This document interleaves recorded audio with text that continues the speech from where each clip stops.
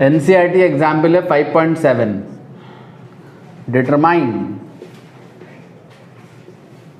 The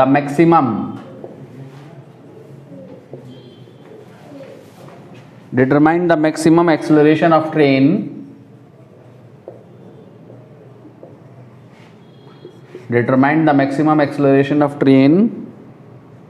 in which a box lying on its floor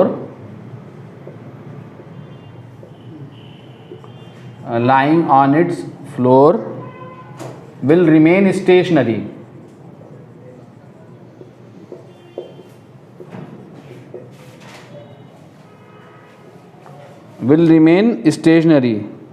Given that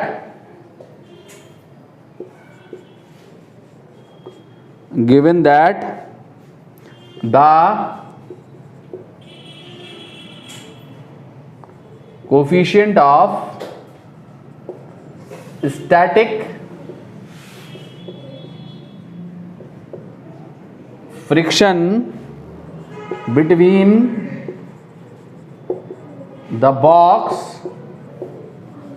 and the train's floor is 0.15.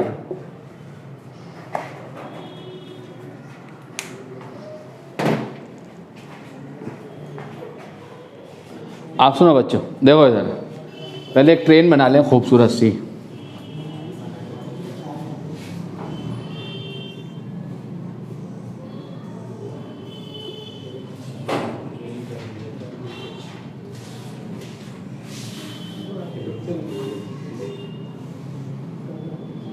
ये साहब जो है आपकी train आ गई।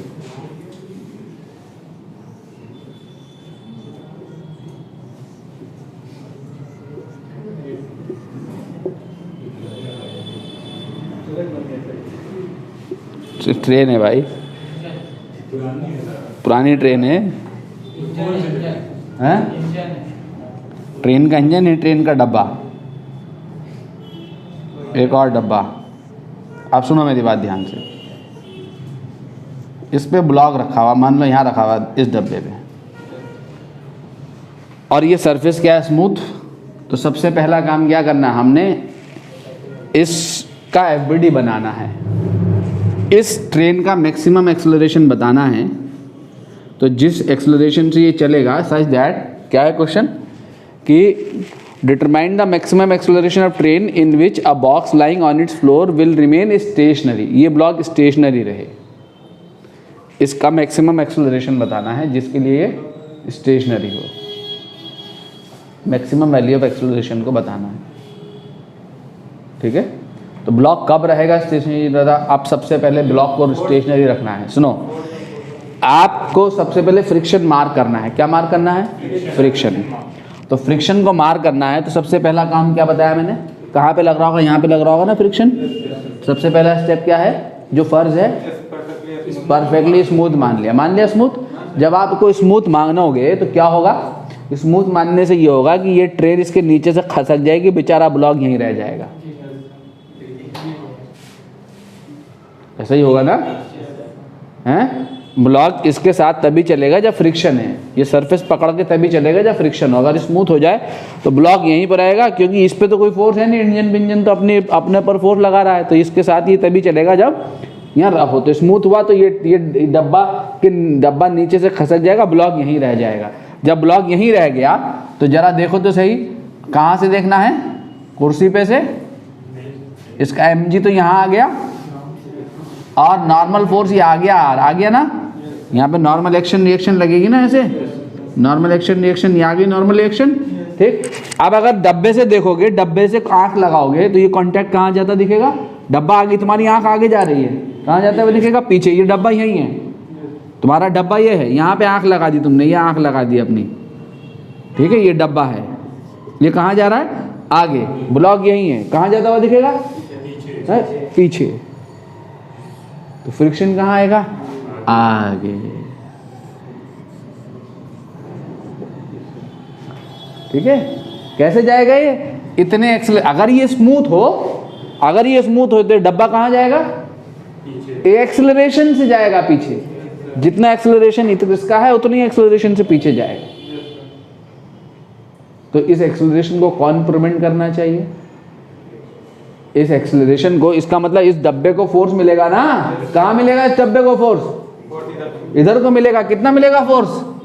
ma, mass time of acceleration. ठीक है, तो ये डब्बा, ये ब्लॉक कब तक स्टेशनरी बना रहेगा? जब तक कि ये ma, ये ब्लॉक कब चल देगा बताओ? जब ये ma इसकी मैक्सिमम वैल्यू को एक्सीड कर जाए। और इसकी मैक्सिमम वैल्यू कितनी है? Mu S R, limiting friction. यानी ma जो है वो क्या होना चाहिए? लेस देन और इक्वल टू लिमिटिंग फ्रिक्शन होना चाहिए।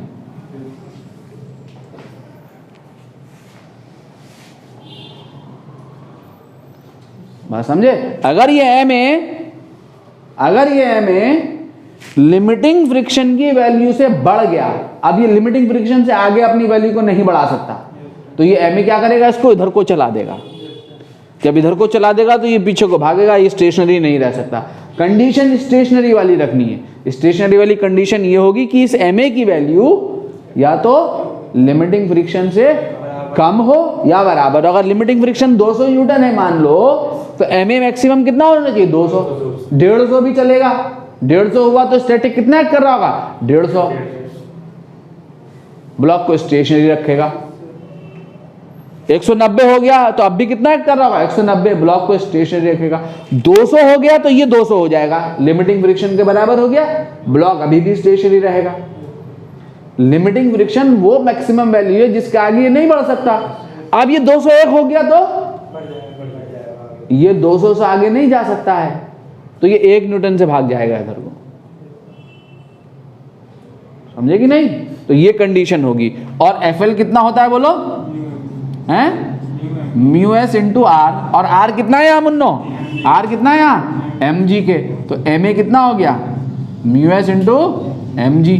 m से m कट गया तो a कितना होना चाहिए? लेस देन और equal to mu S into g. ठीक है, तो हमें क्या बताना है? मैक्सिमम। तो a मैक्स कितना आ गया मेरे दोस्तों? Mu G. म्यू कितना दिया ठहरा? 0.15। अगर मान लो 10 ले लूं, कितने लिया है एनसीईआरटी ने? मैं उतना ही ले लूं, 10 ही लिया है। अगर मान लो 10 ले लें तो maximum acceleration of the train जो है वो कितना आ गया? 1.5 मीटर पर सेकंड स्क्वायर आ गया। क्या आपकी ये समझ में आ गया?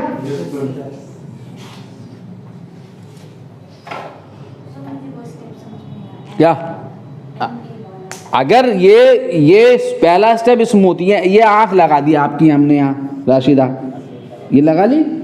अब पहला स्टेप स्मूथ अज्यूम कर ला। जब यहाँ से देखेंगे, ट्रेन से देखेंगे, ट्रेन के फ्लोर से देखेंगे, तो ये कहाँ जा रहा होगा? पीछे। तो ट्रेन के रिस्पेक्ट में ये इधर को फोर्स लगेगा ना इसके ऊपर, ट्रेन के रिस्पेक्ट में बैकवर्ड जा रहा होगा। जब ये बैकवर्ड जा रहा होगा तो फ्रिक्शन कहाँ आएगा?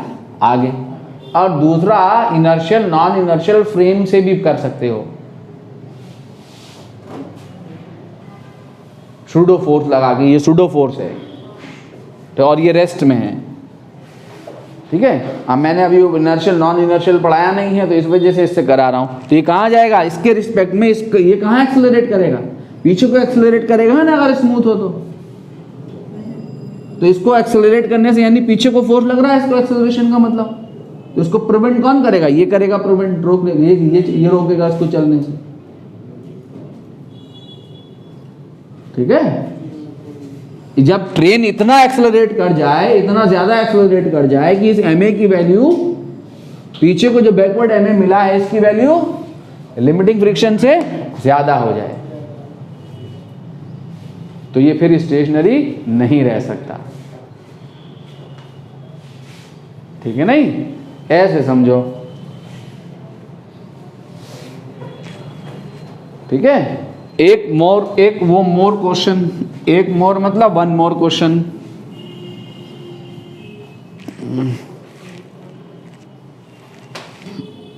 देखें ये अनदर क्वेश्चन है आपका एनसीईआरटी सॉल्व्ड एग्जाम्पल है ये भी, ठीक है।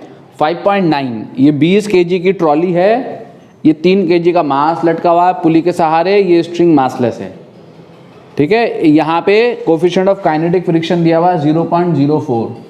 क्या निकालना है? एक्सेलरेशन निकालना है किसका? ठीक है, सिस्टम का, ठीक है। The coefficient of kinetic friction between the trolley and the surface is 0.04। What is the tension in the string? String में टेंशन निकालनी है।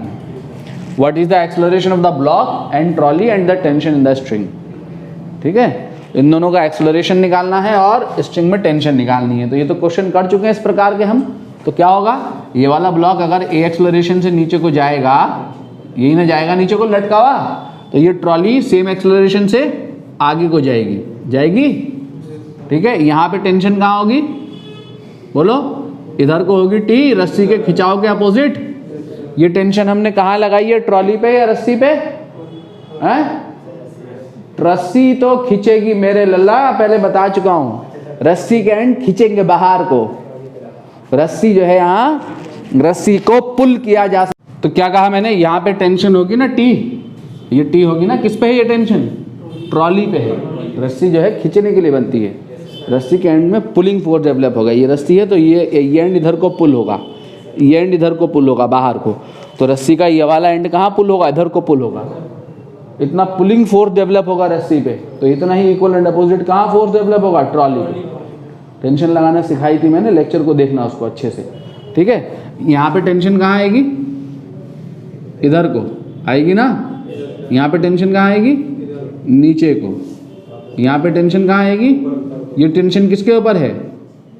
ब्लॉक के ऊपर है, ठीक है। अब आपको क्या करना है? फ्रिक्शन दिया हुआ, तो जब ये मूव कर रहा होगा तो इधर को फ्रिक्शन लग रहा होगा ना। कितना लग रहा होगा फ्रिक्शन?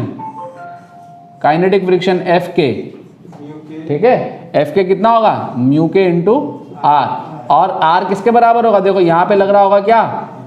इसका एम जी मतलब 20G, और क्या हो रहा होगा इसके ऊपर? नॉर्मल फोर्स आर आ रहा होगा ना। तो यहाँ पे 20G और नॉर्मल फोर्स क्या कर रहे होंगे? बैलेंस। तो नॉर्मल फोर्स किसके इक्वल है? यहाँ 20G के इक्वल है। तो नॉर्मल फोर्स किसके इक्वल आ गया? 20 इंटू 10 कितना आ गया? 200 न्यूटन, ठीक है। तो एफ के किसके इक्वल आ गया? म्यू के इंटू आर, यानी F k is equal to mu के, यानी कितना? 0.04, म्यू के 0.04 इंटू 200 कितना हो गया? 8 न्यूटन आ गया ना। तो काइनेटिक फ्रिक्शन पीछे को कितना लग रहा है? 8 न्यूटन लग रहा है, ठीक है। फोर्स इक्वेशन बनाओ इसके लिए। 20 kg FBD of 20 kg, FBD of 20 kg। तो 20 kg का एफबीडी बनाओगे तो 20 kg पे यहाँ पे लग रहा है कितना? 20G mg, यहाँ से लग रहा है नॉर्मल फोर्स R, ठीक है। इधर को लग रही है टेंशन T, और इधर को लग रहा है क्या? काइनेटिक फ्रिक्शन F के, ठीक है। और ये ब्लॉक इधर को जा रहा है, इधर को चल रही है ना ट्रॉली, ठीक है। तो इधर तो मोशन हुआ नहीं, तो R तो 20G के बराबर आ गया, और F के किसके बराबर आ गया? म्यू आर के, म्यू के इंटू आर। ये निकाल लिया मैंने, निकाल लिया। अब इसे कौन चलाएगा? इधर को टेंशन, और ये काइनेटिक फ्रिक्शन चलने से रोकेगा। तो इक्वेशन क्या बनेगी? T minus F k is equal to net force बराबर एम ए, मास कितना है? 20 टाइम्स ऑफ एक्सेलरेशन, ठीक है। तो एफ के डाल दो यहाँ, एफ के कितना आ गया? यहाँ से 8, T minus 8 is equal to 20A। Equation 1 हो गई। अब इसका एफबीडी बनाओ, देखो इसका एफबीडी। तो 3 kg का एफबीडी बनाओगे तो 3 kg का एफबीडी में 3G कहाँ लगेगा? नीचे को। टेंशन कहाँ है? ऊपर को। कहाँ जा रहा है? नीचे जा रहा है। तो क्या बनेगी equation of motion? 3G minus T बराबर 3A, ठीक है। इक्वेशन 2। अब आप क्या करोगे? इक्वेशन 1 प्लस इक्वेशन 2 करोगे, ठीक है। तो इक्वेशन 1 प्लस इक्वेशन 2 करो तो TT कैंसिल हो गया ना। कितना है? 3G मतलब 30 ना, ये G की वैल्यू 10 लेनी है यहाँ क्वेश्चन में, ठीक है। 30 minus 8 is equal to 23A। तो एक्सेलरेशन कितना आ गया? 22/23 मीटर पर सेकंड स्क्वायर, ठीक है। इस एक्सेलरेशन को यहाँ डाल दो। जब यहाँ डालोगे तो टेंशन कितनी आ गई? जरा देखो तो सही। टेंशन आ गई 3G माइनस 3A, तो 30 माइनस 3 इंटू 22/23, तो ये 27.1 न्यूटन आ जाएगा आंसर। ठीक है, ये आपका हो गया। अगली क्लास में यहाँ से आगे बढ़ेंगे। टाटा बाय बाय, खुदा हाफिज।